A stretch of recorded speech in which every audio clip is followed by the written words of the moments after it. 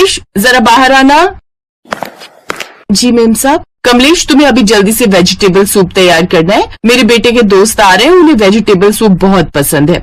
Ma'am साहब मुझे soup बनाना नहीं आता। क्या तुम्हें सूप बनाना नहीं आता? फिर सूप कौन बनाएगा? मैंने तो तुम्हें सारा खाना बनाने के लिए रखा है, तुम्हें हर चीज बनानी आनी चाहिए। आंटी जी अगर आप कहो तो वेजिटेबल सूप मैं तैयार कर दूं, मुझे वेजिटेबल सूप बनाना आता है। हाँ हाँ क्यों नहीं, जाओ तुम जल्दी से सूप बना लो। और कमलेश मैंने तो तुम्हें इसीलिए रखा था कि तुम सारा खाना बनाना जानती हो। मैं तो अभी सुनैना को काम से हटा रही थी, पर देखो उसे सूप बनाना आता है। सुनैना रसोई में जाती है, पर रसोई में सब्जियां बहुत कम थी और सूप आधे घंटे में ही बनाना था। सुनैना ने रसोई में रखी बची खुची थोड़ी बहुत सब्जियां लेकर कुछ ही समय में बहुत बढ़िया सूप तैयार कर दिया।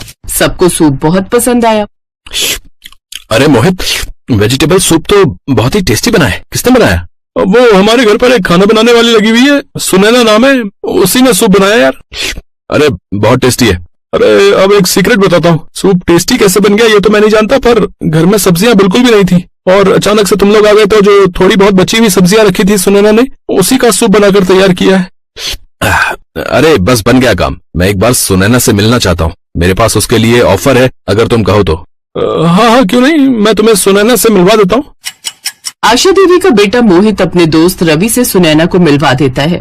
सुनैना, मैंने तुम्हारे हाथों का वेजिटेबल सूप पिया, मुझे पता चला कि तुमने बची हुई सब्जियों का सूप बनाया है। ये तुम्हारा टैलेंट बहुत अलग सा है। मैं एक सूप का ठेला लगाने के बारे में सोच रहा था, बस मुझे एक अच्छे कारीगर की तलाश थी और तुम्हारे हाथों का सूप मुझे बहुत पसंद आया। अगर तुम चाहो तो मैं तुम्हें एक ऑफर रखना चाहता हूँ। मैं सारा पैसा लगाऊंगा और सूप का ठेला पूरा रेडी करके दूंगा, बस तुम्हें वेजिटेबल सूप बेचना है। मैं तुम्हें महीने के पैसे बांध दूंगा, अगर तुम्हें मंजूर है तो हम आगे की बात कर लेते हैं। बहुत बढ़िया ऑफर है सुनैना, तुम्हें करना चाहिए। सुनैना चिंता मत करो, जब तक बिमला वापस नहीं आती तब तक मैं कमलेश से रोटी बनवा लूंगी। उसके बाद जब बिमला आ जाएगी तो वो हमारे घर का खाना संभाल लेगी। तुम्हें रवि का ये ऑफर स्वीकार कर लेना चाहिए। तुम्हारी तो उम्र है मेहनत करने की, अच्छी बात है कि तुम आगे बढ़ोगी, इससे तुम्हारी माँ बिमला को भी खुशी होगी। ठीक है, मैं एक बार माँ से बात कर लूं फिर आपको बता दूंगी।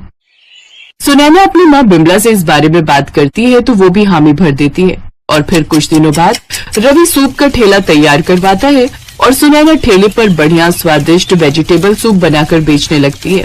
सुनैना के हाथों का वेजिटेबल सूप बहुत टेस्टी होता था। ठेले पर कमाई देखकर रवि भी बहुत खुश था और सुनैना को भी महीने के अच्छे पैसे मिलने लगे। कुछ दिनों बाद बिमला भी वापस काम पर चली गई।